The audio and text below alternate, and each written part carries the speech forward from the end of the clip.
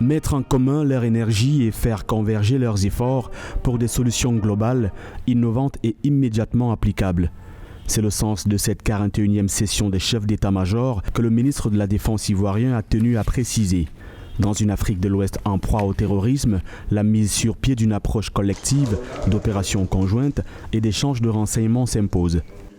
La redéfinition de la posture des partenaires au Sahel, notamment Barkhane, s'accompagnera immanquablement d'un bouleversement dans la riposte au terrorisme dans cette région et bien au-delà. Dans ce sens, l'anticipation de cette nouvelle donne s'impose pour la préservation du fragile équilibre dans ces zones.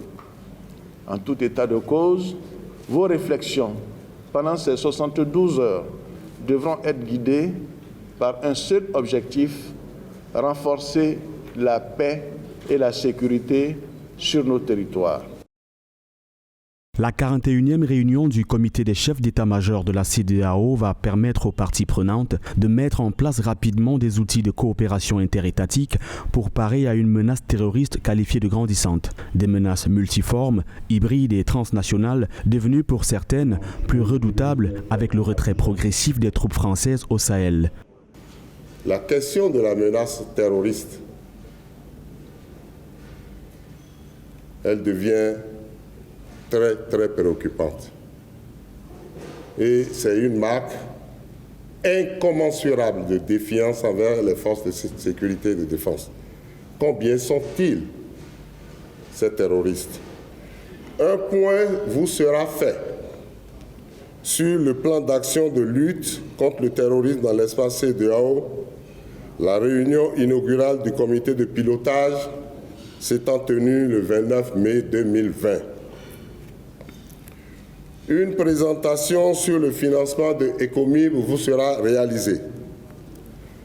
Un point important vous sera fait sur le remboursement des arriérés dus aux pays contributeurs de troupes. Agir ensemble contre le terrorisme. La formule, raison d'être de cette 41e réunion du comité des chefs d'état-major de la CEDEAO, a en ligne de mire les attaques terroristes au Sahel. Des attaques qui ont augmenté de 250% entre 2018 et 2020. 2440 civils et 1000 militaires ont perdu la vie au cours de ces attaques.